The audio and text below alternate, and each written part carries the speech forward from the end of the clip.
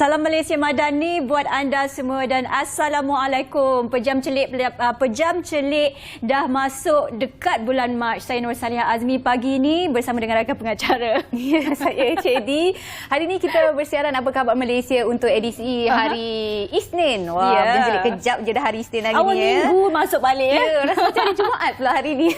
Hari ni 27 Februari 2023, hari Isnin. Mungkin tarikh keramat untuk anda yang sambut hari lahir. Happy birthday to you. Semoga dipanjangkan umur, dimurahkan rezeki dan insyaAllah hidup akan terus diberkati. Amin. Itu doa kami. Dan mungkin anda juga tonton kami menerusi platform media sosial di Facebook, di pejabat, kadang-kadang di kenderaan sambil-sambil jeling kita kan. Tonton apa khabar Malaysia. Satu pilihan yang tepat sebab pagi ini kita akan berkongsi banyak pengisian selain daripada berita-berita terkini dan juga isu-isu semasa. Kita juga ada topik yang cukup menarik kita akan sentuh berkaitan dengan obesity. Obesity di kalangan kanak-kanak dan juga bayi. Walaupun saya tak ada lah lagi bayi ataupun kanak-kanak kecil dalam kehidupan saya. Tapi ini satu topik yang cukup istimewa nak kita dungkaikan dan kongsikan bersama dengan anda semua penonton tersayang apa khabar Malaysia. Jadi terus setia bersama dengan kami selama 1 jam. Okey? Betul. Sambil-sambil tu kita nak buka dulu portal bernama.com. Kita ambil dulu cerita yang pertama. Silakan Sally. Sally ya. Okey, pagi-pagi ni. Baru-baru ni kita tahu belanjawan Malaysia Madani telah dilangsungkan dan beberapa insentif dan juga perancangan yang telah diberitahu umum kepada kita semua. Dan kali ini belanjawan 2023 melibatkan insentif majikan yang memberikan peluang kerja ataupun peluang pekerjaan kepada golongan yang terjejas. Di antaranya adalah insentif kepada majikan yang menggaji golongan mudah terjejas seperti orang kurang upaya, bekas banduan, gelandangan dan juga penganggur tegar. Ini adalah sesuatu inisiatif yang saya kira dapat memberikan sinar baharu kepada golongan ini supaya mereka dapat memulakan kehidupan dengan pekerjaan yang barulah ya.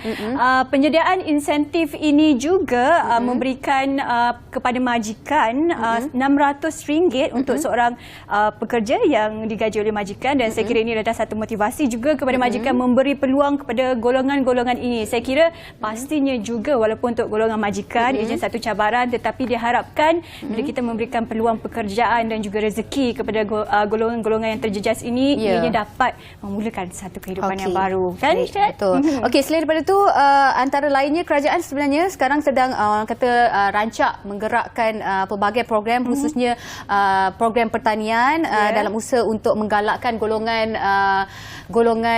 generasi muda untuk berkecimpung dalam bidang pertanian itu sendiri, di mana KPKM fokus penglibatan belia dalam sektor pertanian, di mana usaha meningkatkan pelibatan golongan belia dalam sektor pertanian menjadi antara fokus utama Kementerian Pertanian dan juga Keterjaminan Makanan bagi tahun ini.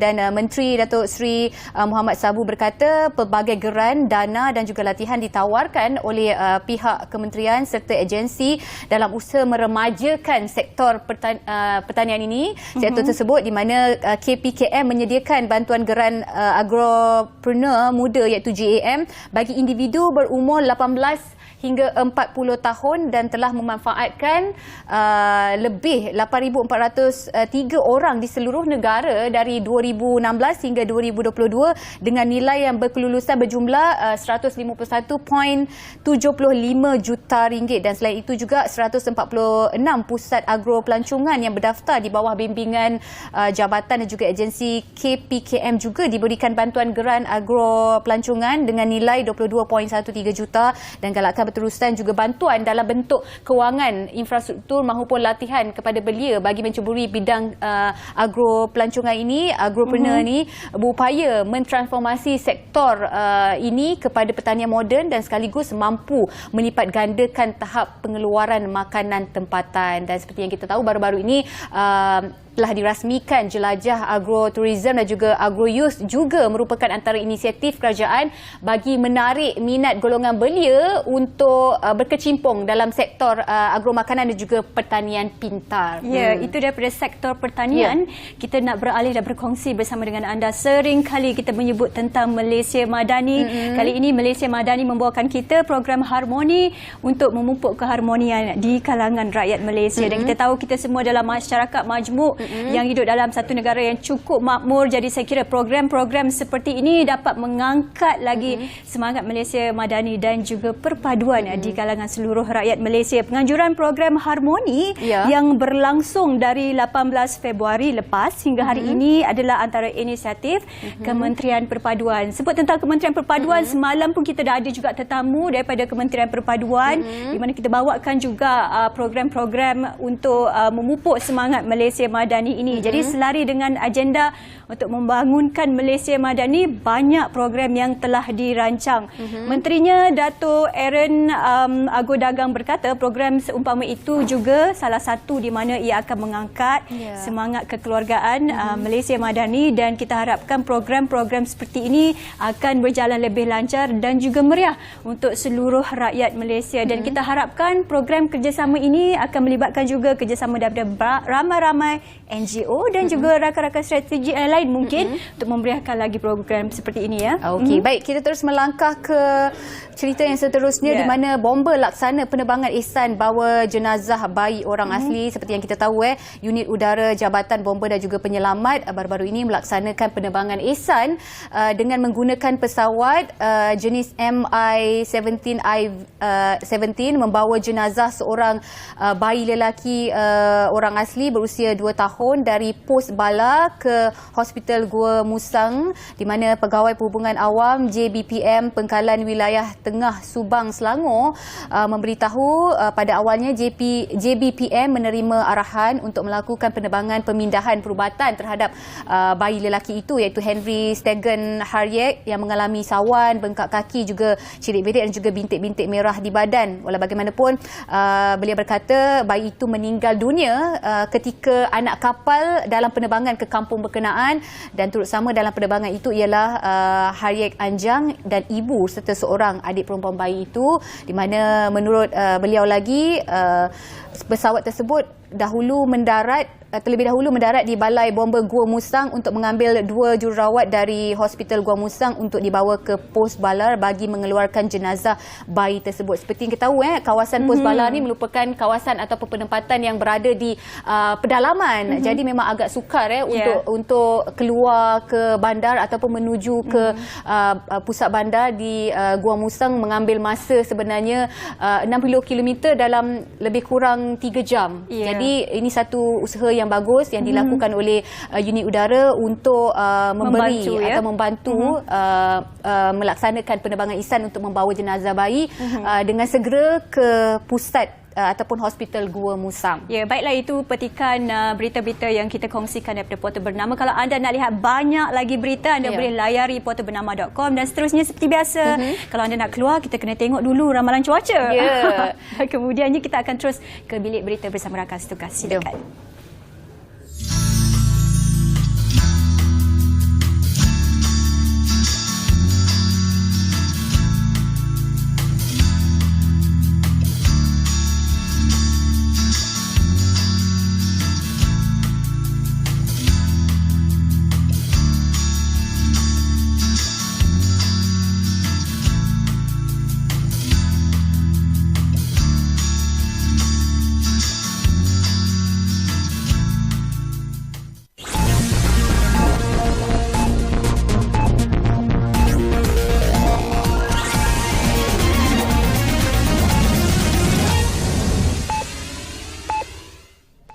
Assalamualaikum, salam Malaysia Madani. Anda bersama saya Nur Liana Zulkifli. Jabatan Meteorologi Malaysia (MET) Malaysia malam tadi mengeluarkan amaran hujan lebat berterusan tahap buruk di Sarawak bermula hingga hari ini. MET Malaysia memaklumkan keadaan itu diramal berlaku di Kuching, Serian, Samarahan, Seri Aman, Betong, Sarike, Sibu, Mukah dan Bintulu. Selain itu, hujan berterusan tahap waspada diramalkan berlaku hingga Isnin di Sabah, meliputi kawasan Sandakan, Telupit, Kinabatangan, Beluran dan Sandakan dan Kudat. Keadaan cuaca sama turut diramal berlaku pada Selasa dan Rabu ini di Perak, melibatkan kawasan Manjung, Kinta, Perak Tengah, Kampar, Bagan Datuk, Hilir Perak, Batam Padang dan Mualim, serta negeri Terengganu, Pahang, Selangor, Kuala Lumpur, Negeri Sembilan, Melaka dan Johor. Sementara itu, Agensi Pengurusan Bencana Negara NADMA mengesahkan akan sentiasa melaksanakan pemantauan situasi parameter maklumat teknikal melalui Pusat Kawalan Bencana Negara NDCC dengan kerjasama pelbagai agensi teknikal. Sehubungan itu, Jawatankuasa Pengurusan Bencana Peringkat Negeri Daerah hendaklah diaktifkan dan meningkatkan tahap kesiapsiagaan bagi menghadapi bencana yang bakal berlaku, terutama di kawasan berisiko tinggi. Menteri Luar Datuk Seri Dr. Zamri Abdul Kadir tarik diri bertanding jawatan naib Presiden UMNO pada pemilihan bulan depan. Menurutnya ini kerana banyak perkara dan urusan berkaitan hal di luar negara yang perlu diberi keutamaan demi memartabatkan Malaysia di persada antarabangsa. Beliau berkata keputusan menarik diri dibuat setelah berbincang dengan kepimpinan parti. Jelasnya pada masa sama sebagai Setiausaha Agung Barisan Nasional, beliau mahu memberi perhatian terhadap pengukuhan hubungan antara parti dalam gabungan BN dan juga antara parti dalam kerajaan perpaduan. Namun, beliau mengambil keputusan untuk mempertahan jawatan Ahli Majlis Kerja Tertinggi UMNO untuk pemilihan sesi 2023-2026. Tindakan seorang penunggang P-hailing menendang pengawal keselamatan warga Nepal di Taman Bukit Meringin, Sungai Ramal di Kajang membau padah apabila suspek kini dikesan polis bagi siasatan lanjut berkaitan kejadian.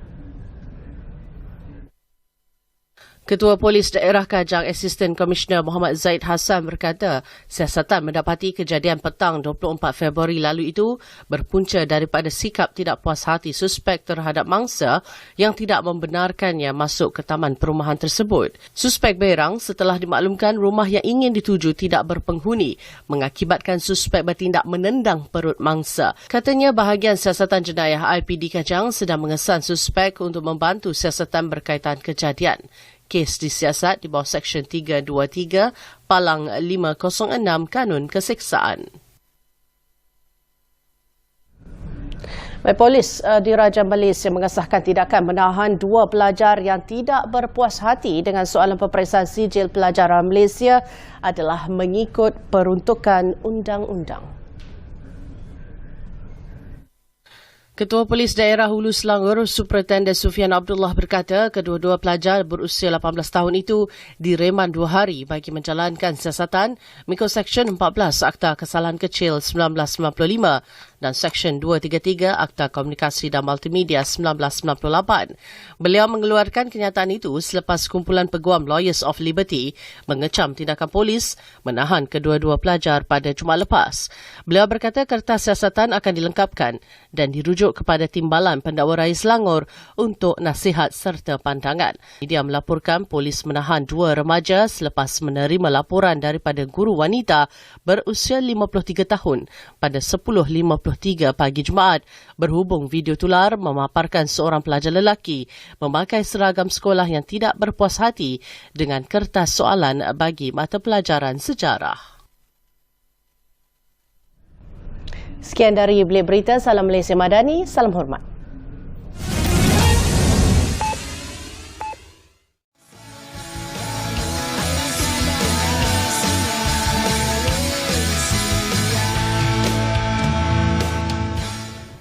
Kembali bersama kami di Apa Khabar Malaysia. Baik, satu topik yang cukup menarik untuk kita bincangkan. Di awal rancangan tadi kita ada wawarkan tentang isu berat badan berlebihan ataupun lebih dikenali sebagai obesiti. Bila cakap pasal obesiti ni satu perkara yang saya rasa membimbangkan dan menakutkan juga menjadi igawan khususnya.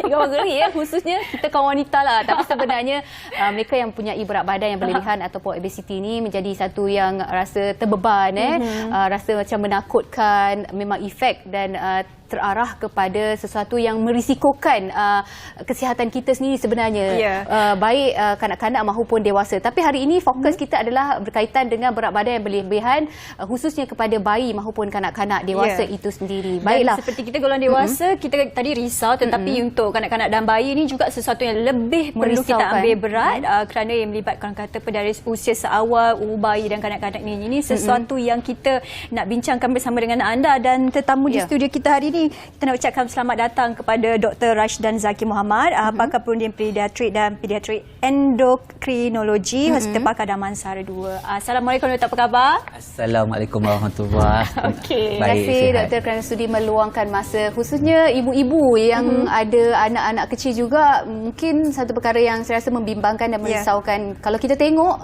bayi yang mempunyai berat badan yang berlebihan, kita rasa macam comelnya, gebunya, montelnya. Tapi kita tak tahu dari segi ataupun sudut kesihatannya bagaimana kan perkembangannya sendiri.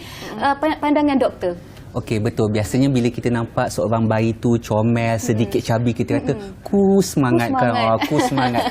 Jadi sebenarnya untuk memahami proses pembesaran seorang bayi dan kanak-kanak tu, kita faham bahawa ia melibatkan berat badan, tinggi dan panjang dan juga ukur lidik kepala. Dan sebenarnya dia ada skala ataupun graf tertentu yang di mana perlu ikutlah. So secara kasar bila kita kata pembesaran berat seorang bayi tu biasanya pertambahannya dalam 15 hingga 30 gram sehari, dan seterusnya biasanya kita kata akan double berat badan tu dalam masa 6 bulan dan triple dalam masa setahun lah. Tetapi kalau berat badan bayi tu naik terlalu cepat dan terlalu tinggi. Jadi yang ni kita perlu beri perhatianlah sebab kita bimbang nauzubillah min zalik ada masalah kesihatan lain.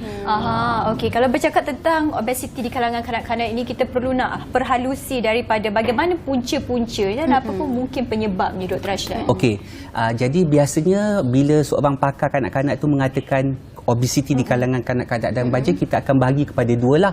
Yang pertama kita kata disebabkan oleh nutrisi. Nutritional obesity ini maksudnya terlebih makan, kurang exercise. Ini yang paling biasalah. Jadi ini melibatkan gaya hidup. Dan satu lagi faktor adalah kita panggil pathological obesity ataupun ada masalah kesihatan tertentu, contohnya masalah genetik, masalah hormon yang membawa kepada obesiti. Yang ini perlu diperhalusi dan perlu dinilai dan kadang-kadang perlu rawatan khusus lah. Jadi kita tak nak terlepas pandang. Okey, saya nak tahu juga sebenarnya Doktor, macam mana kita ukur ataupun apa yang dimaksudkan berat badan berlebihan itu? Okey, so untuk seorang doktor tu selain daripada kita ada carta, kita ada dua jenis carta lah. Pertama kita ada carta berat dan kedua kita ada carta BMI lah. Jisim berat badan tu kan. Jadi untuk kanak-kanak kita ada graf. Jadi kalau melebihi graf tertentu kita panggil overweight, terlebih berat. Kalau melebihi graf tertentu kita akan kata obesity. Biasanya kita akan kata 85 dan 95 percentile lah. Tapi ini ada graf khusus untuk kanak-kanak. Tapi untuk orang dewasa mudah sebenarnya. 27.5 kita dah anggapkan obesity di kalangan dewasa Asia. Kalau ikut WHO dilayan BMI of 30. Tapi kanak-kanak kita kena perlu guna graf kita lah. Carta kita. Kalau macam kita kata macam bayi tadi Cik katakan bila kecil tu comel, montel dan sebagainya. Tapi kita nak tahu juga bila bayi ni pastinya bayi tak adalah pilihan untuk memilih makanan bagaimana. Jadi siapa sebenarnya yang diberi orang kata tanggungjawab dan sebagainya untuk keadaan seperti ini, Dr. Rashdan? Jadi biasanya bila kita kata siapa yang harus bertanggungjawab, sebenarnya kita semua harus bertanggungjawab lah. Untuk kata fokus ataupun letak pada bahu ibu bapa saja tu tidak ada jugalah. Jadi keluarga main peranan, masyarakat main peranan dan kita semua pun main peranan. Cuma yang harus saya tekankan ialah daripada segi statistik sekarang ni di Malaysia dewasa 1 dalam 2 dewasa kita adalah obes. 1 dalam 5 adalah diabetes, kencing manis. 3 hingga 4 dalam 10 biasanya dah ada darah tinggi dan kolesterol. Jadi kalau kita tak tackle masalah obesiti di kalangan kanak-kanak ni, anak obesiti, remaja obesiti, dewasa yang obesiti. Jadi 70 hingga 80% kanak-kanak dan remaja yang obes ni akan menjadi dewasa yang ada obesiti, yang kemudiannya akan dapat tadilah kencing manis, darah tinggi dan juga kolesterol. Jadi kita harus bagi perhatianlah kepada kanak-kanak itu. Jadi sebab tu tanggungjawab tu sebenarnya bukan terletak pada ibu bapa saja, tapi masyarakat dan keseluruhannya pada semua orang jugalah. Okey, tadi doktor ada menyebut tentang amalan pemakanan ataupun pengambilan pemakanan itu sendiri kepada bayi. Itu adalah salah satu faktor penting yang menyumbang kepada berat badan berlebihan kepada bayi ataupun kanak-kanak dewasa ini. Adakah ia berkaitan juga dengan faktor genetik, doktor? Betul. Sebenarnya bila kita sebut dalam konteks genetik ni, dia membawa maksud dua perkara lah. Jadi genetik ni satu adalah keluarga. Satu lagi yang kita panggil genetic syndrome dan masalah genetik tertentu lah. Jadi genetik keluarga ni memang kita dapati ada setengah-setengah keluarga tu tendensi lah untuk atau dia ada genetik tertentu yang menyebabkan dia mudah. Kan ada kawan kita mungkin macam chat lah, makan banyak pun badan maintain je kan. Rahsia kan. Okey. Ada setengah juga makan sikit je tapi naik cepat badan. Jadi mungkin ada faktor genetik di situlah. Satu lagi yang saya suka perkatakan ialah ibu mengandung. Yang ni satu konsep yang kita panggil epigenetik, fetal programming lah, di mana masa seorang ibu tu mengandung, dia akan beri kesan kepada 3. Pertama, diri ibu mengandung tu sendiri, kedua, anak dalam kandungan dia, dan ketiga, cucu dia yang akan datang tu. Maksudnya third generation tu. Jadi kalau ada tendensi. Jadi kalau ibu mengandung tu dia ada masalah obesity ketika dalam mengandung, dalam kemudian ada kencing manis, kesan tu akan beri pada bayi dan juga third generation itu. Generasi ketiga. Jadi ini yang kita panggil genetik lah. Dan setengah genetik tu, contohnya seorang anak tu dia ada genetic syndrome. Contohnya Prader-Willi yang memang dia dilahirkan ada genetic syndrome tertentu yang membawa kepada obesity. Sebab tu sebagai pakar kanak-kanak kita lihat, adakah ini sekadar masalah pemakanan, nutrisi, makan terlebih, kalori terlebih, tak exercise, banyak gadget, ataupun sebenarnya ada masalah lain yang perlu diperhalusi. Bercakap tentang ibu mengandung, ada kita terdengar beberapa mitos yang mengatakan bayi yang dilahirkan secara C-section ini orang kata lebih mudah mendapat obesiti. Jadi apa sudut pandang doktor tentang ini? Okey, soalan yang menarik tu Salihah tu. Itulah saya pun macam terfikir-fikir. Macam terdengar. Okey, jadi soalan pokoknya adalah adakah C-section ni, kelahiran secara C-section membawa kepada obesity. Jadi sebenarnya dia bukanlah 100% mitos. Sebab ada kajian saintifik menunjukkan bahawa bayi yang dilahirkan secara C-section akan dapat risiko obesity lah. Jadi dia ada dua kajian yang berbeza lah. Satu kata tak ada kaitan, satu kata mungkin ada kaitan. Dan yang kata mungkin ada kaitan tu, kaitan dia tu tinggi juga. Contohnya ibu yang sama, anak yang lahir secara normal 30% takkan jadi obes. Tapi anak lahir secara C-section 64% boleh dapat obesity. Tapi cuma yang saya lebih suka untuk perhalusi sebenarnya kan Cik dan Salihah, adakah apa yang berlaku masa ibu tu mengandung. Kadang-kadang bila kita buat kajian ni, yes, C-section obesity. Tapi apa yang berlaku sebelum tu?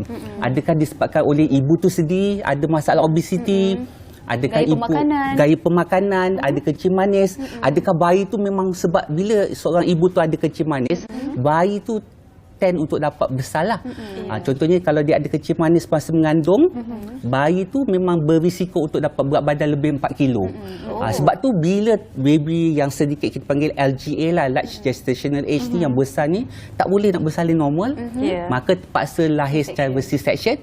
Jadi adakah itu mempengaruhi keputusan yang saya kata C-section tu membawa kepada obesity? Yang ni kita kena perhalusi. Sebab saya sendiri ada pengalaman melahirkan C-section 2 kali untuk kedua-dua anak saya. Jadi boleh diambil kira lah apa yang dikatakan. Memang doktor katakan tadi memang ada sedikit mitos, ada pencerahan maupun penjelasan yang betul juga. Okey, doktor, boleh tak kita detect untuk ibu yang hamil, anak dalam kandungan, boleh detect tak sebelum lahir ia mempunyai masalah obesiti, ataupun lahir sahaja bayi tu dah obesiti? Macam mana kita nak kita boleh kategorikan? Jadi biasanya pakar sakit puan dia akan lakukan scan kan, ultrasound ketika dalam proses hamil tu. Jadi dia boleh detect berapa berat bayi. Jadi kalau berat tu terlalu tinggi, lebih daripada 4 kilo misalnya, dan didapati ibu tu pun ada kencing manis, ada risiko lain dan sebagainya, dia akan nasihatkan obesity. Betul. Jadi yang ni kita tak panggil lah bayi tu obes, tapi kita panggil bayi tu memang besar untuk usia kandungan tu lah. Kita panggil LGA, large gestational age. Sebab bayi ni very spesifik. Dia tak boleh kecil sangat. Berat bawah 2.5 pun kita tak nak. Kita tak boleh besar sangat lah. Dia ada julat dia yang tertentu. Tapi ada kes juga bayi yang lebih 5 kg lahir juga. Ada macam-macam juga, lah. ya, Tapi kita punya cut off biasa 4.5 tu kita dah anggapkan besar lah. Kalau 5 tu lagi besar lah. Okey. Baik. Kalau kita kata kalau lah anak kita dah memang kita tahu dah obes dan bayi pun mungkin kita merisaukan. Jadi perlu atau tidak doktor untuk dapatkan orang kata apa darah, ujian darah, bawa mereka dapatkan ujian darah untuk detect mungkin sesuatu yang lebih lagi. Jadi biasanya assessment atau penilaian obesiti tu berdasarkan pemantauan klinikal, pemeriksaan doktor. Baik. Kita guna carta BMI, kita tengok berat, kita ukur lilit pinggang, kita ada carta tertentulah. Kemudian kita akan periksa tekanan darah dan sebagainya. Namun Salihah betul untuk lihat komplikasi. Yang tu kita kena cek darah dan sebagainya. Contohnya komplikasi kolesterol kita kena cek lah. Kencing manis kita kena cek darah gula dia. Jadi komplikasi obesiti tu banyak, jadi kita kita buat assessment lah untuk setiap potential complication tu. Jadi dinasihatkan untuk bawa untuk buat blood test untuk tahu lebih lanjut untuk tahu lebih lanjut lebih detail lagi. Sebab komplikasi obesiti ni termasuk contohnya dia boleh dapat tidur berdengkur. Tidur berdengkur tu kita tak risau sangat, tapi sebenarnya masa tidur berdengkur tu paras oksigen dia rendah. Jadi kita akan rujuk kepada pakar paru-paru kita, pakar hidung tekak kita, dan kita boleh cek masa tidur tu oksigen dia turun ke tak. Satu kadang kita panggil OSA. Kemudian dia boleh dapat komplikasi macam saya sebut tadi lah, kencing manis, kolesterol, hati ada lemak. Kajian saya bersama tim Universiti Melaya, 60% kanak-kanak obes kita dah ada lemak dalam hati, mengganggu fungsi hati. Jadi kita kena cek darah fungsi hati juga, buah pinggang dan sebagainya. Jadi komplikasi ni kita kena ada yang perlu pada pemeriksaan ultrasound, sleep study, ataupun perlu cek darah, air kencing dan sebagainya lah.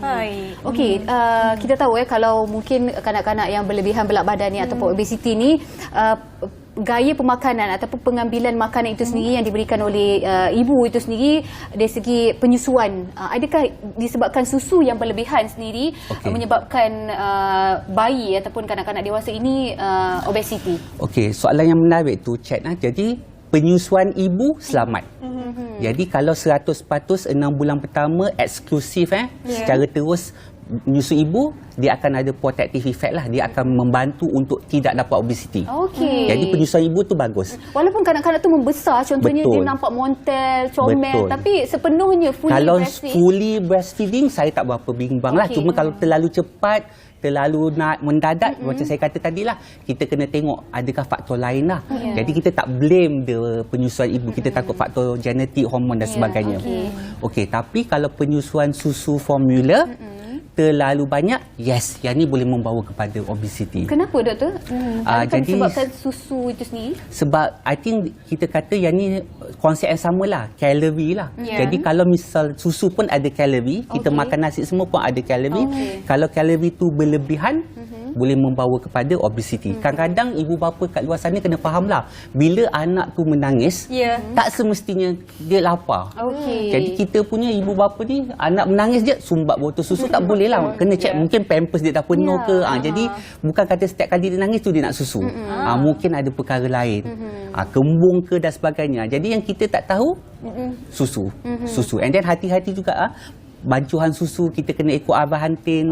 Of course kita galakkan penyusuan ibu lah sepenuhnya. Tapi katakan kalau perlu pada susu formula, tin ada yang terbancuh pekat dan sebagainya, yang tu pun beri kesan kepada kalori dan kepada obesiti tu nantilah. Penting juga kepada ibu bapa pun yang melihat program kita hari ini, ingat kalau bayi menangis tu tak semestinya nak susu saja. Dia buat dulu bakal-bakal ibu juga khususnya yang mungkin bakal mendirikan rumah tangga ataupun yang single, untuk persediaan kepada anda sendiri.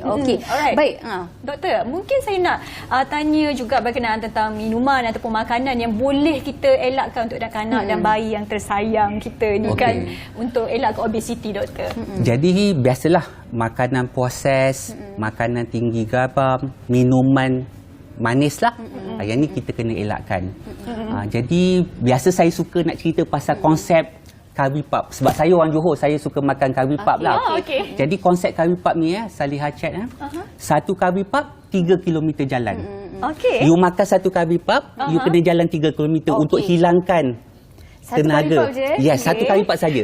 Okey, soalan saya kepada penonton di luar sana tu, biasa kita makan satu ke lebih kali lipat? Kita akan makan lebih. Kita akan makan Saya lebih. cukup Saya satu. 3 maksudnya 9 kilometer. Okey, itu satu. Nombor 2, macam tu. Lepas makan kali lipat ada kita pergi jalan 3 kilometer. Tak ada. Jadi sebenarnya kita kena jaga kalori pemakanan tu. Bukan saya salahkan kali lipat, tak. Maksudnya itu baru kali lipat. Nasi kandak. Berapa KM kena jalan kan. Jadi itu konsep dia. Tapi selain daripada pemakanan, kawal hidup sihat tu juga termasuk tidur yang cukup. Kanak-kanak kena tidur 6 hingga 8 jam sehari. Kemudian exercise dan kurangkan gadget. Biasa nak kita sekarang ni duk sedentary lifestyle lah. Main gadget, main phone 2-3 jam tak boleh. Yang tu pun membawa kepada obesity. Okey, sedikit lagi daripada doktor bagaimana kita nak menangani ataupun ada nasihat kepada ibu-ibu yang bakal menjadi ibu ni juga dan juga bukan sahaja kanak-kanak, malah diri kita sendiri yang mungkin mengalami masalah berat badan berlebihan. Macam mana nak kontrol pemakanan tu? Oh, macam mana nak kontrol pemakanan tu lah. Betul. Jadi sebenarnya secara saintifik dalam badan kita ni ada hormon. Bila kita lapar, kita akan cari makanan. Bila kita dah kenyang, dia patutnya berhenti. Tapi otak kita boleh overrule. Kita kata, walaupun kita dah kenyang, sedaplah kuih tiaw tu, macam nak rasa juga, nak makan juga. Jadi sebab tu kita kena kawal pemakanan kita lah. Jadi kita kena jaga kalori, kena mengamalkan gaya hidup sihat lah. Jadi sebaiknya ialah kita kurangkan berlebihan dan kita respect, kita hormati selera anak. Kadang-kadang kita ni pun kalau tak habis sayang, kena habiskan juga. Jadi bagi saya kalau dah terbuat tak habiskan membazir, tapi kalau kita paksa anak makan takut obesity sedangkan dia dah kenyang.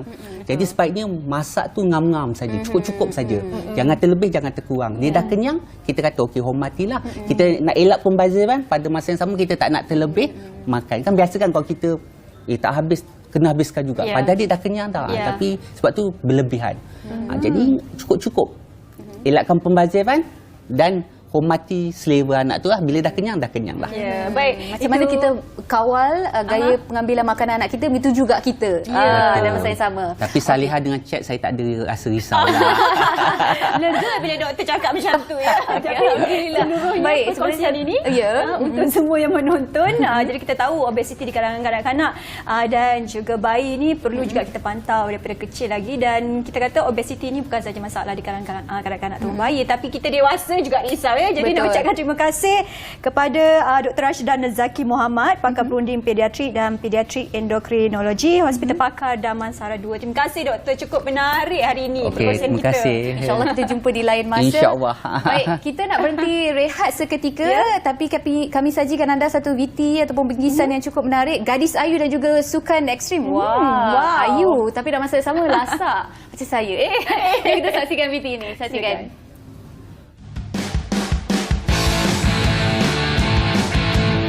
Gara-gara minat sukan ekstrim pacuan 4 roda seawal usia 17 tahun, gadis polos Wan Syuhada Wan Hasnan dikatakan sengaja cari penyakit apabila sering menyertai cabaran kenderaan pacuan 4 roda yang dikatakan mengundang risiko bagaikan nyawa di hujung tanduk. Mana tidaknya, aktiviti lasak ini bukan sahaja menguji kecekapan mengawal jentera kenderaan 4x4, tetapi ia memerlukan kerahan tenaga dan ketahanan fizikal, terutamanya apabila kereta yang dipandu tersangkut dalam lopak berlumpur, selain laluan yang dilaluinya terhalang akibat pokok tumbang. Gadis lasak yang berasal dari Taiping Perak itu mengakui lazimnya sukan lasak pacuan 4 roda ini didominasi oleh kaum lelaki. Namun, beliau tidak kekok untuk menceburinya. Agak mencabar jugalah sebab kita nak bersaing dengan lelaki-lelaki kan. Adalah juga rasa takut sikit-sikit. Antara keunikan cabaran ini ialah kedalaman trek yang dikorek dan direka sendiri oleh peminat sukan lasak itu berkeluasan kira-kira 200 meter dengan cabaran masa singkat untuk melaluinya, iaitu 3 minit. Selain lasak memandu pacuan 4 roda, Beliau juga bekerja sebagai pemandu jentera berantai iaitu excavator dan bekerja dengan bapanya sendiri yang juga peminat sukan lasak. Maka tidak hairanlah beliau juga mampu memandu kenderaan lasak dan berat.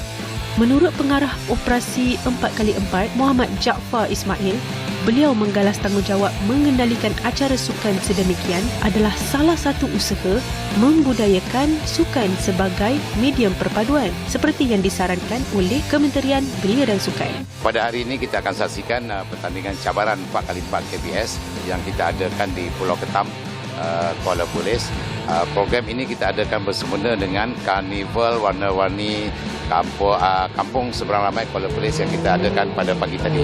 Dan untuk acara ini kita buat acara light call bagi penggemar dan penggiat-penggiat sukan 4-wheel drive untuk yang ada di zon utara. Sementara itu, Adun Kuala Perlis Abu Bakar Hamzah berkata, acara sukan pemotoran pacuan 4 roda ini mampu menyumbang kepada produk pelancongan negeri. Dengan adanya sokan pemotoran, kita boleh tarik minat orang. Pengunjung boleh datang menyaksikan apa yang kadang-kadang ada di kalangan kita tak tahu. Macam mana sokan 4x4 ni berlaku. Hari ini saya rasa yang pertama kali dibuat cara di sini, terutama ni di Perlis dan juga di kawasan Kuala Perlis.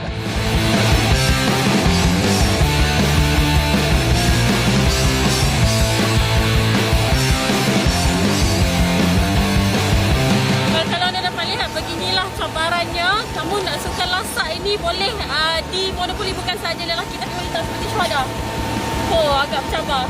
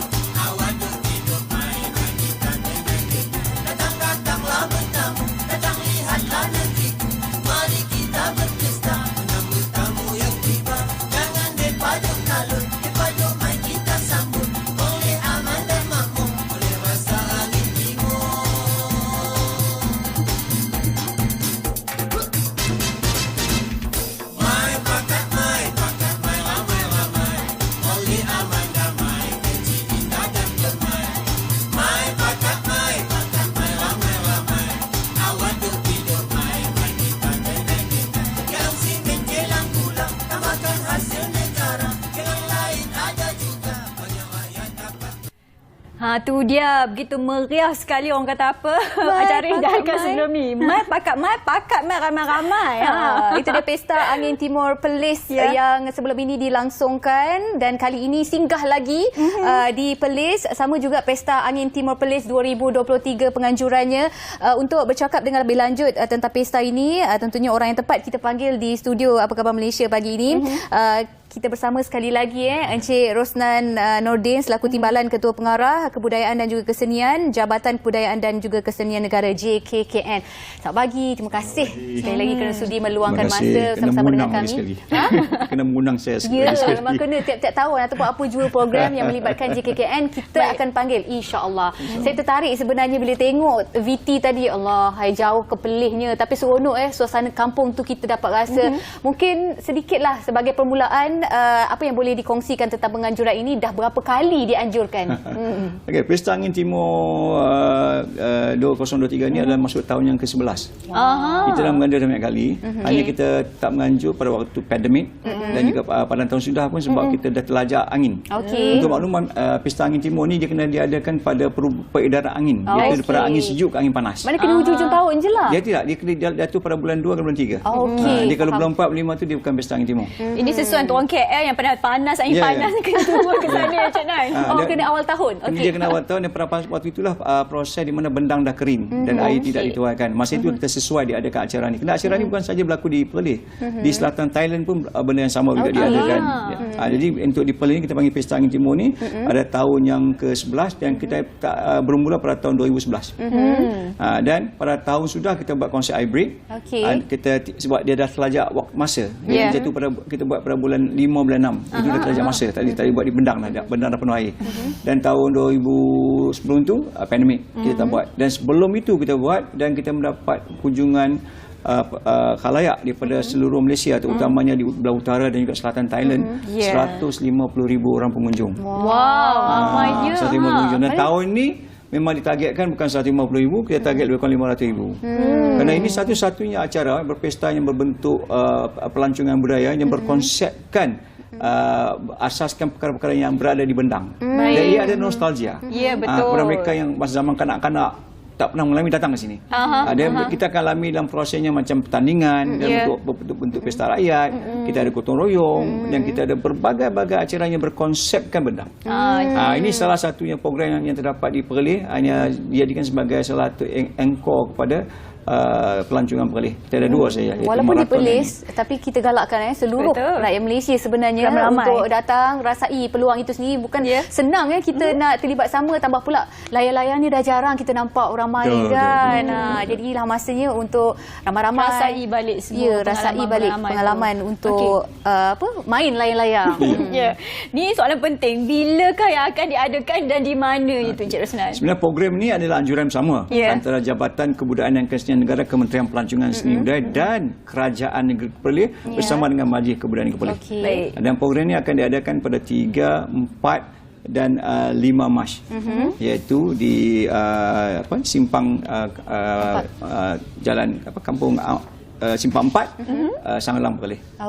Dia sepadan antara Sangalang dengan Salang dengan juga Kedah. Dari situ kita boleh tarik orang tu. Adakah kawasan ni kawasan kampung yang betul-betul kampung ke bagaimana? Dia memang kawasan kampung. Perlis kita tahu kampung. Perlis terkenal dengan negeri jelapang padi selepas Kedah. Banyaklah bendang kat sana. Dan kita tahu kalau kita pergi ke Perlis kita boleh lihat 60% tu adalah bendang. Jadi kita buat program ni pun di atas bendang. Kita kawasan tu kita ambil lebih kurang pada 4 relung yang kita guna pakai untuk guna. Sebab satu relung tu dah berapa petak kita ambil. Lebih pada 4 relung. Dan di situ juga akan ada jualan makanan, jualan tradisional jualan tradisional, pameran. Di situ juga kita akan ada juga tentang camper van. Aktiviti baru kita minta camper van, mereka parkirkan kenderaan mereka di sepanjang bendang itu untuk orang ramai boleh datang dan melihat. Ini salah satu pelancongan sebab sekarang ni ramai orang suka melancong melalui camper van. Ini salah satu kaedah yang kita kena pakai. Ini kalau kita dapat saksikan VT ini penganjuran yang sebelum ini. Adakah di tempat yang sama? Tempatnya selalu berbeza-beza. Kali ini kita buat betul-betul di kawasan Bahan di kawasan Menteri Besar Perlis. Untuk tema, adakah sama seperti sebelum ini ataupun bagaimana tema untuk kali ini? Tema yang tetap bendang. Kita tidak boleh buat ke laut. Tema yang tetap bendang. Mungkin disuntik dengan elemen lain? Dia suntik dengan elemen baru. Sebab kita ada elemen baru kita tambah sini kali tahun ini kita panggil ikon jerami. Di mana jerami itu dibentuk sebagai semacam satu statue ataupun sculpture yang orang ramai boleh ambil gambar. Kalau kita pergi kat negara di kawasan barat contoh di Amerika, jerami-jerami itu dijadikan sebagai item untuk design. Ini kita jerami berasaskan kepada bentuk. Ini salah satu program baru yang diperkenalkan. Di mana yang lain tu kita masih kekalkan sebab itu menjadi salah satu tradisi kepada orang menyambut festival pesta ini. Dengan kata kali ini ada juga perasmian yang akan diadakan. Kita nak tahu juga apa keistimewaan untuk perasmian penganjuran kali ini, Cik Nan. Kali ini penganjuran akan dirasmikan oleh Yang Terhormat Mulia Raja Muda Perlis bersama dengan timbalan Yang Berhormat Menteri Kementerian Pelancongan Seni dan Budaya. Dan cara kita menganjur kali ini pun dengan cara konsep santai. Di mana tuan kru akan datang akan ada melepaskan program-program rakyat, iaitu melepaskan itik, menggagau ikan, dan terus tuan kru akan pergi ke majlis perasmian. Dan perasmian kita pun kali ini pun kita berkonsepkan mai pakat ramai. Artinya kita berkonsepkan rakyat. Berkonsepkan kesenian tradisi rakyat. Kita ada alu bunyi ni wajib. Sebab orang nak mengamping padi. Saya tak tahu tentang tu. Jadi kita menggunakan lensung indik. Lensung indik ni lensung untuk menumbuk padi zaman dahulu lah. Sekarang ni semua pakai blender ya kan. Sekarang kita pakai lensung indik. Ini salah satu benda baru. Dan kita juga ada persembahan-persembahan artis yang kita bawa seperti Ari Watan. Dan juga kita ada persembahan-persembahan kesenian tradisional yang berasaskan seperti tarian Terinai. Terinai itu berasal di Perlis. Kali ini kita akan cuba besarkan tarian Terinai tersebut. Nak tahu juga antara aktiviti rakyat yang diadakan. Kalau saya tengok tadi ada yang main dekat bendang dengan itik lah. Ya, itu menangkap itik. Itu menangkap itik. Kita akan lepaskan itik. Kira siapa yang itik tu memang untuk dibahagi kepada orang yang tangkap. Itik tu akan berenang di bendang dan mereka akan terjun ke bendang tu yang berair terus menangkap itik. Ini pula aktiviti apa? Ini mengganggu ikan. Ini selalunya ikan keli lah. Ikan keli yang akan tu Dato' Pengang Puyu dia akan mengganggu ikan. Ni kalau orang KL join ni memang ketinggalan ni. Ini proses untuk kita menangkap itik. Ini salah satu lah. Merebut ni. Itik ni pun dia kadang-kadang ada yang kawasan itu aja. Dan ada satu lagi kita panggil pesta angin timur larian pesta angin timur. Ini larian di bendang. Dulu kalau kata maraton ni lari kat jalan, nak jalan di bendang. Ini salah satu aktiviti baru lah. Tadi saya tengok awal VT tu ada juga ditunjukkan wow yang menggegasi macam tu. Tu apa ceritanya itu adalah berkaitan dengan permainan lalayang di bendang. Sebab selalunya selepas musim menuai masyarakat kampung ni waktu singgang dia adalah bermain lalayang. Bermain lalayang waktu siang. Itu adalah waktu singgang dia. Waktu zaman-zaman dahulu. Sekarang ni gadget dah. Kan? Tapi kalau kita pergi kat Perlis masih diamalkan. Kalau kita pergi Perlis Kedah masih diamalkan permainan-permainan tradisional. Tapi kalau datang kat sini sebenarnya saya rasa memang dah tak pandang dah kita punya gadget kan. Memang menantangkan semua aktiviti kita nak join. Okey, selain daripada pertandingan ataupun pertandingan layang-layang ataupun wow ini, menangkap itik dan sebagainya tadi, menangkap ikan, apa aktiviti lain yang boleh menarik minat pengunjung ni? Kita ada 34 aktiviti yang berlaku. Dan 34 aktiviti yang berlaku di antaranya kita ada larian angin timur. Yang tadi saya cakap tadi dah. Pertama kali kita buat larian angin timur. Lepas tu kita ada pertandingan lumba kerbau besi. Kalau kita panggil kubota tu, itu dah memang diadakan pertandingan sekarang ni. Orang tak race dengan motor lah. Kita pakai kerbau besi. Kalau di Perlis panggil kerbau besi lah, kubota tu. Sebab kerbau yang sedia ada tak ada dah. Dan kita ada pertandingan menangkap itik, pertandingan mengganggu ikan, satu lagi pertandingan ayam serama. Ini adalah tradisi orang kampung. Orang kampung memang menyebelah ayam serama dan mereka adakan pertandingan serama melihat pada kecantikan ayam serama tersebut. Dan ada banyak lagi kita ada demonstrasi mengemping, kita ada pertandingan Cup Boot Sales, kita ada pameran motorhome, kita ada pameran lori berias. Dan kita ada juga beberapa demonstrasi seni bela diri, aksi anjing pengesan, mencanting batik dan anjaman kraft, dan jualan-jualan masakan tradisional dan jualan-jualan produk kraft usahawan tempatan. Dengar banyak-banyak aktiviti yang dilakukan ni pun kita dah rasa terpanggil nak pergi. Jom kita ramai-ramai pergi Perlis. Jom. Jadi Encik Rosnan, penyertaan bagaimana? Adakah kita tahu kadang-kadang nak bawa ayam serama tu daripada KL nak bawa ke Perlis pun agak sukar juga, tapi boleh kalau yang mungkin nak terlibat sama nak merasai. Sebab dia pertandingan ni open, terbuka, siapa saja boleh masuk. Dengan syarat memenuhi penyataan lah. Kalau dia datang tu bawa ayam sabun tak kena pula, dia kena bawa ayam serama kan. Terbuka pada utara dan juga selatan. Saya rasa selalunya pertandingan-pertandingan begini selalu mendapat sambutan di kawasan utara ni sebab dia ada banyak penyertaan.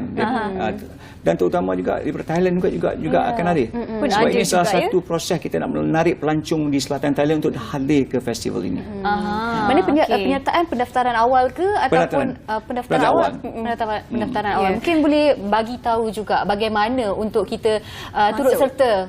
Untuk turut serta ni kita ada dua. Salah satunya boleh menyertai berhubungi melalui JKKN Negeri Perlis melalui website kita, dan juga satu laginya terus ke tempat venue. Sebab dia open, dia kita tidak merancang syarat dia kita open. Siapa yang masuk dengan syarat berdaftar. Dia nak masuk pertandingan memancing, berdaftar. Kalau tidak tak dikira pancing dah tu. Kan, untuk berdaftar. Sebab kita ada pancing kan. Maknanya joran tu semua kena sediakan sendiri atau bawa? Sendiri. Dan joran tu kita tahulah. Kalau kita yang sediakan joran tu, ramai pula yang nak dapat. Biar mereka sediakan joran sendiri. Ikan kita tahu ikan mendang lah, ikan puyuh, ikan keli. Tak ada lah ikan siakap kat situ. Sebut bendang, saya teringat, saya orang utara kan, teringat waktu kecil Cik Rosnan pergi ke bendang. Mandi. Berlemur Budak-budak ni. Ini di antara proses kita lihat kenangan nostalgia pada zaman kita di kampung. Tak akan dapat di Kuala Lumpur. Kalau kita nak wujudkan di Kuala Lumpur, tak ada bedang di Kuala Lumpur. So datang ke Perlis, kita melihat sendiri dengan keadaan kehidupan masyarakat setempat, dengan keadaan permainan yang ditunjukkan tanpa gadget. Kita boleh melihat sekali beberapa acara-acara yang melibatkan kenangan-kenangan kita semasa waktu kampung. Contohnya Bali 7 tim. Di KL tak Bali 7 tim lah. Bali Slipper. Di KL mana ada permainan tu lah. Di Perlis kita pergi. Kita ada juga, tapi kita buat atas kondol lah. Tapi nanti orang marah, takut jatuh bawah. Lokasi yang lain dia berbeza. Kita pergi ke Perlis dan kita akan lihat macam-macam. Termasuk juga yang pertandingan yang kita baru kita kenalkan adalah pertandingan memanah berkuda. Itu menarik juga. Itu adalah proses kita di Bendang. Dan salah satu kita lihat ini adalah card book sales. Orang dia akan menjual barang-barang pre-love dia. Datang ke Perlis. Jadi meriah lah, sebab tu kita kata tempat itu akan jadi sesak. Tapi datang awal-awal untuk makluman juga ETS menyediakan perkhidmatan dia yang tambahan. Untuk support ETS menyediakan perkhidmatan tambahan pada waktu ini. Kalau pada dulu dia ada 4 ke 5, dia akan tambah lagi dia punya frekuensi untuk kehadiran. Dan kerajaan negara Perlis juga menyediakan bas mengambil mereka dari Arau pergi ke Tapak. Nak pergi pun senang, fasiliti pun banyak yang disediakan. Sebab kita galakkan ni, kalau kita pergi dengan kereta sendiri, takut jam kawasan tu. Sebab itu adalah kawasan Bendang kiri kanan yang tidak tempat parkir. Tempat parkir ada, parkirnya di Bendang. Tapi kita takut jam, jadi kita menggalakkan orang ramai yang menggunakan perkhidmatan awam. Saya dah dapat rasakan dan bayangkan kemeriahannya bagaimana dengan pelbagai aktiviti tradisional maupun aktiviti kampung. Yang kalau satu ketika dulu kecil-kecil kita pernah rasai, yang duduk di Bendang mungkin rasa, saya pun pernah duduk kampung kan. Sekarang dah tak rasa, tapi kalau nak merasai kembali, kena datang ramai-ramai di Pesta Angin Timur Perlis 2023 ni. Mungkin Encik Rosnah boleh kongsikan pengalaman ataupun cerita sebelum ini, penganjuran yang terakhir 2019. Kita pernah adakan di Negeri Perlis. Saya ingat pada masa peringkat awal 2011 kita adakan dulu kita pernah pecah rekod, iaitu tumbuk belacan ramai-ramai. Kita pecah rekod dalam Malaysian Book of Record. Distai oleh Datuk Jamal Abdillah sekali. So kita pecah rekod. Orang kata, merepek dia orang ni tumbuk belacan. Kita satu breaknya lebih 1,000 penyataan. Orang tumbuk belacan serentak. Dan belacan itulah kita pakai untuk makan tengah hari. Sambal belacan itulah kita gunakan untuk makan tengah hari. So dia orang tumbuk sambal belacan ramai-ramai. Tumbuk ramai-ramai, makan ramai-ramai. Aktiviti itu ada lagi untuk kali ini? Kali ini kita tak buat. Kalau kita nak tumbuk dari 1,000 kita bukan buat rekod. Tapi masakan tradisional itu masih kekal. Kita tahu Perlis terkenal dengan ikan perkasam. Itu masih ada lagi. Perlis terkenal dengan ikan perkasam. Datanglah ke Perlis terkenal ikan perkasam, dan juga selalu kita tahu ada keli salai, keli bakar. Itu masih ada lagi di Perlis. Masih ada lagi. Untuk penganjuran kali ini targetnya bagaimana untuk pengunjung yang hadir? Kita target pengunjung ni adalah lebih kurang kali 500,000 yang sepertinya diluar-luarkan oleh Yang Amat Berhormat Menteri Besar. Kita target 500,000 di mana untuk orang mengalami pengalaman, experience. Selalunya dalam proses pelancongan ni dia harus mengalami pengalaman. Bila pengalaman itulah dia akan menceritakan kepada orang lain. Dia bukan tourism ni, kita lebih kepada hiburan. Dia mesti mengalami pengalaman. Jadi ini yang cuba diperkenalkan dalam Pesta Angin Timur. Pengalaman dia adalah melalui proses dia melihat sesuatu yang jarang dilihat di negeri dia. Yang keduanya kehidupan masyarakat setempat. Yang ketiganya seni budaya setempat yang jarang ada tempat dia. Maupun di Kuala Lumpur, di Selangor, hanya di situ dapat. Yang ketiganya dia kena melihat dari segi aspek adalah melihat dari segi aspek culture tourism, segi pelancongan budaya yang terdapat di sekitar tersebut. Mungkin dia boleh pergi bukan saja kepada Kampung Sungai Padang Simpang 4, tempat-tempat berdekatan dengan situ. Contohnya seperti gua, satu bukit Keriang yang berdekatan dengan situ. Dia mungkin dia boleh pergi ke kawasan yang berdekatan dengan Padang Besar. Ini adalah pengalaman. Dia proses dia datang situ adalah proses utama dia nak melihat. Ini cara macam mana kita nak tarik pelancong datang. Kita tidak menjual di basis program, tapi kita nak menjual pengalaman. Pengalaman dia bersama dengan kita. Itu dia Maknanya pelancong di seberang pun sebenarnya boleh datang. Satu tarikan untuk pelancong di seberang datang. Untuk Thailand untuk datang berkunjung berpesta. Angin Timur Perlis 2023 seronoknya. Tapi kalau nak pergi jangan pakai baju kalau boleh sesuai betul. Jangan pakai baju melak macam nak pergi kenduri kahwin dah. Baju yang sesuai lah Encik Rosnah. Pakai baju ke start kampung dia. Pakai pun mungkin okey sesuai kan. Baju kurung, jangan pakai kasut heel tinggi bendang takut tenggelam. Pakai flat. Sama juga dengan lelaki. Kalau nak pergi, janganlah pakai baju nak macam nak pergi kot. Last minute tak. Kita pakai baju t-shirt bendang, pakai bersemutar kita ataupun tanjak pergi. Nak merasai. Jangan malam tu orang nampak kita je siang tu. Itu dia. Jom pakat mai ramai-ramai. Itulah tagline dia untuk Pesta Angin Timur Perlis 2023. Bila dah cerita banyak aktiviti yang dilakukan ni, kita semua pun dah terpanggil nak pergi. Jadi kita nak ucapkan terima kasih sekali lagi kepada Encik Roslan bin Nordin, Timbalan Ketua Pengarah Kebudayaan dan Kesenian, Jabatan Kebudayaan dan Kesenian Negara JKKN. Terima kasih kerana sentiasa datang bersama dengan kita. Kita panggil Mai lagi Yang lupa iftar. Kita dekat iftar lepas ni. Ramadan. Betul. Okey. Mai pakat mai ramai-ramai nah. Saya pun teruja nak pergi. Kalau berkesempatan saya akan turun ramai-ramai. Okey. InsyaAllah. Baiklah, dah sampai di penghujung ni sebenarnya apa khabar Malaysia pagi ini. Apa pun terima kasih atas kesempatan yang anda berikan dari awal rancangan sampailah lah ni. Semoga apa yang kami kongsikan hari ini dapat kita manfaatkan dalam kehidupan seharian anda. Okey. Jom jangan lupa sekali lagi saya nak ajak anda ramai-ramai ke pesta ini untuk kita meriahkan lagi di Perlis sana, no? Okey. Sampai kita jumpa lagi. Saya Cedi. Assalamualaikum. Bye.